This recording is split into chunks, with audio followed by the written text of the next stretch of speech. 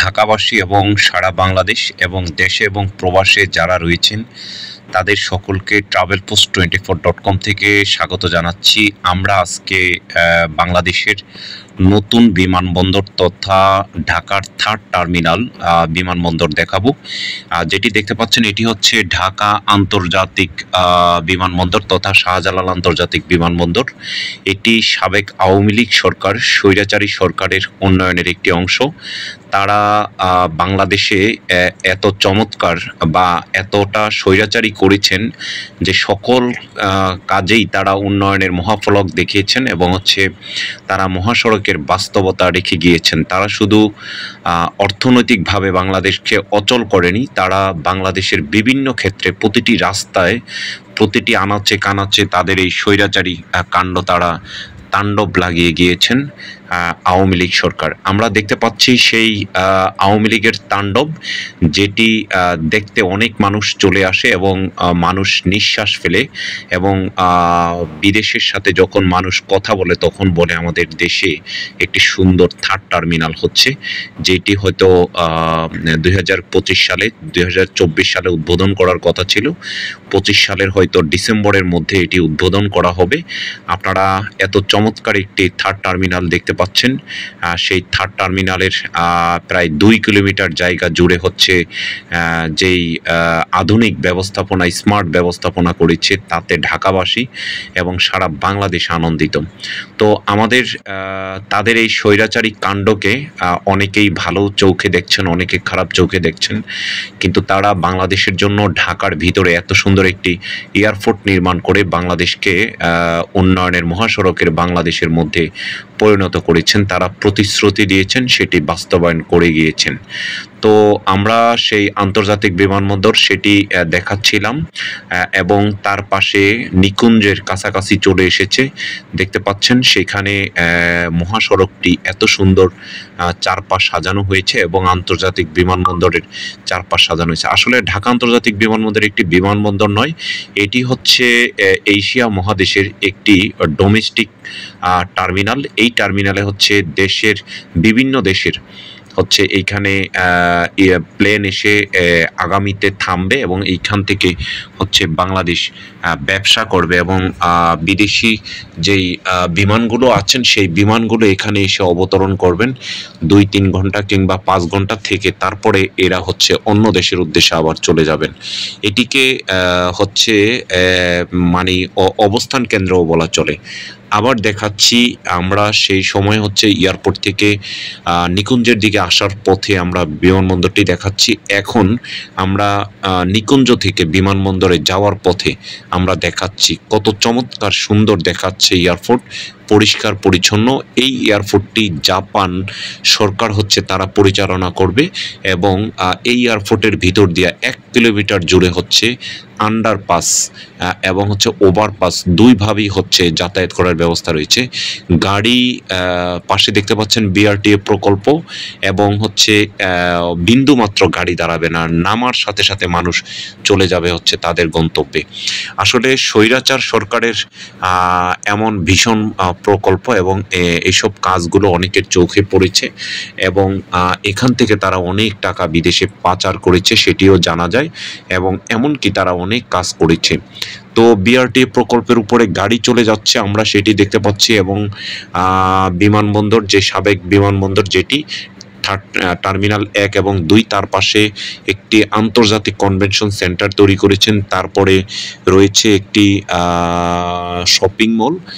সেই আন্তর্জাতিক কনভেনশন সেন্টারটি এখনো উদ্বোধন করা হয়নি, সেটির কাজ অনেকটা বাকি রয়েছে, সেটি দেখতে পাচ্ছেন এবং পাশে সুন্দর অনেকগুলো পাম গাছ দাঁড়িয়ে রয়েছেন এবং আমরা সেই বিমানবন্দরের পাশে যে আন্তর্জাতিক মানের একটি কনভেনশন সেন্টার হল এবং সেটির উপরে আমরা জেনেছি যে পাশে একটি 5 তারকা হোটেল নির্মাণ করা হয়েছে এবং তারপরে একটি আধুনিক ইন্টারন্যাশনাল মার্কেট নির্মাণ করা হয়েছে।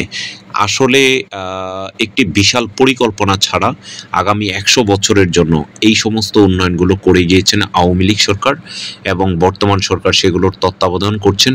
আমরা সেই কনভেনশন হলের পাশে একটি 5 তারকা হোটেল দেখতে পাচ্ছি, যেই হোটেলে হচ্ছে বিদেশিরা এসে থাকবেন এবং বাংলাদেশের যে সকল প্রবাসী রয়েছেন তারা এসেও সেই হোটেলে হচ্ছে থাকতে পারবেন, অবস্থান করতে পারবেন। এবং আমরা পূর্বের টার্মিনালটি দেখেছি, যেই টার্মিনালটি আপনার কিছুদিন পরেই হয়তো পরিত্যক্ত ঘোষণা করা হবে, কারণ সেই টার্মিনাল নতুন টার্মিনালের তুলনায় পুরান টার্মিনাল কিছুই নয়।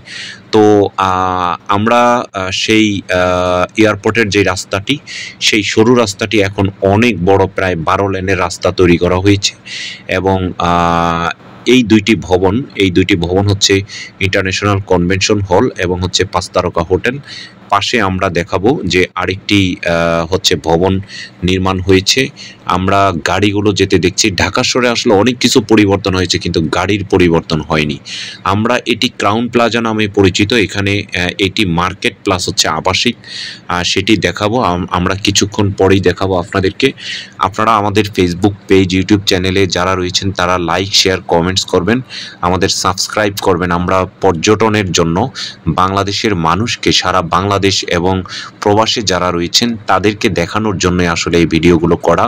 যারা বাংলাদেশ নিয়ে ইতিবাচক এবং নেতিবাচক হচ্ছে কথা বলেন তাদের জন্য। কেউ বলে আগেই ভালো ছিলাম, কেউ বলে নতুন বাংলাদেশ, কেউ বলে হচ্ছে ভালো নাই বাংলাদেশ, কেউ বলে ভালো হবে বাংলাদেশ। অনেক কথাই অনেকে বলে যান, কিন্তু পরিবর্তন হয়নি। বাংলাদেশের গাড়ির যে অবস্থা, যে দুরবস্থা, সেই গাড়িগুলো কোনো পরিবর্তন হচ্ছে না। অন্তর্বর্তীকালীন সরকারে এসেও তারা অনেক চেষ্টা করেছেন ঢাকা শহরের গাড়িগুলোর পরিবর্তন করার জন্য, কিন্তু গাড়িগুলো পরিবর্তন করেননি। আমরা দেখেছি আসলে স্মার্ট সিটি হিসাবে ঢাকাকে এখনও তৈরি করতে পারেনি, কিন্তু সরকার চাইলে বাংলাদেশের যেই কোনো একটি সিটি কর্পোরেশনকে স্মার্ট সিটি হিসাবে ঘোষণা করে সেখানে সুন্দর পরিবহন, সুন্দর আবাসিক নির্মাণ তৈরি করতে পারেন। আমরা দেখতে পাচ্ছি সেন্টার পয়েন্ট, এটিকে আসলে ইন্টারন্যাশনাল সেন্টার পয়েন্ট লেখা দরকার ছিল, অথবা বাংলাদেশ ইন্টারন্যাশনাল মার্কেট এরকম একটি নাম রাখলে যুক্তিসঙ্গত হতো। কারণ আন্তর্জাতিক মার্কেট হিসাবে, যেহেতু আন্তর্জাতিক বিমানবন্দর তার পাশেই আন্তর্জাতিক মার্কেট হিসাবে এটিকে ব্যবহার করা যেত। সেন্টার পয়েন্টের নামটি আমাদের তত ভালো লাগেনি। তারপরও আমরা সেন্টার পয়েন্ট শপিং সেটা দেখতে পাচ্ছি। এক্সপোর্ট, ইম্পোর্ট এবং হচ্ছে বাংলাদেশের বিভিন্ন প্রবাস থেকে যারা আসবেন তারা এই মার্কেটে প্রবেশ করবেন। এটি যমুনা ফিউচার পার্কের মতো একটি বড় মার্কেট এবং বসুন্ধরা মার্কেটের মতো একটি সিটি মার্কেটের মতো এটি সরকারিভাবে তৈরি করেছেন। এটি ক্রাউন প্লাজা নামে হচ্ছে ভবনটি তৈরি করেছেন, কিন্তু মার্কেটটি হচ্ছে সেন্টার পয়েন্ট মার্কেট। তো এই সেন্টার পয়েন্ট মার্কেটের সামনে গেলেও আপনাদেরকে বিদেশি একটি ভাব চলে আসবে। স্বৈরাচার সরকারের একটি ভিন্ন রকম কিছু আপনারা দেখতে পাবেন। কিন্তু মার্কেটের সামনে যেই রাস্তাটি, ফ্লাইওভারটি রয়েছে, সেই ফ্লাইওভারগুলো কোনো নিচে হচ্ছে সংস্কার করে ফুল সহ অন্যান্য এবং অব্যবস্থাপনা এবং পরিষ্কার পরিচ্ছন্ন হলে এটি দেখতে অনেকটা ভালো লাগতো। তো আমরা travelpost24.com থেকে আমরা ব্লগ করে থাকি। আমরা বলি দ্য ইমেজ অফ বাংলাদেশ, বাংলাদেশের প্রতিচ্ছবি। আমরা চেষ্টা করি আপনাদেরকে বিভিন্ন সময় বাংলাদেশের পর্যটন একটি শিল্প রয়েছে, যেই শিল্পের মাধ্যমে বাংলাদেশকে ব্র্যান্ডিং করা যায়, বাংলাদেশকে দেখানো যায়, জানানো যায় সেটি। কিন্তু আমরা দুর্ভাগ্য এবং হতভাগা, দেখতে পাচ্ছেন ক্রাউন প্লাজা লেখা, এটি বিদেশি একটি কোম্পানি, চায়না কোম্পানি এই ভবনগুলো তৈরি করেছেন। তাদের অনেক লেখা বিভিন্ন জায়গায় দেখা যায় এবং এই মার্কেটটি একাংশ উদ্বোধন করেছেন। এখনও পরিপূর্ণভাবে মার্কেটটি উদ্বোধন করা হয়নি। আমরা আশা রাখব আগামী কিছুদিনের মধ্যে হয়তো যখন থার্ড টার্মিনাল উদ্বোধন হবে, তার পাশাপাশি এই 2 কিলোমিটার জায়গা জুড়ে এয়ারপোর্টের একটি নান্দনিক পরিবেশ তৈরি হবে।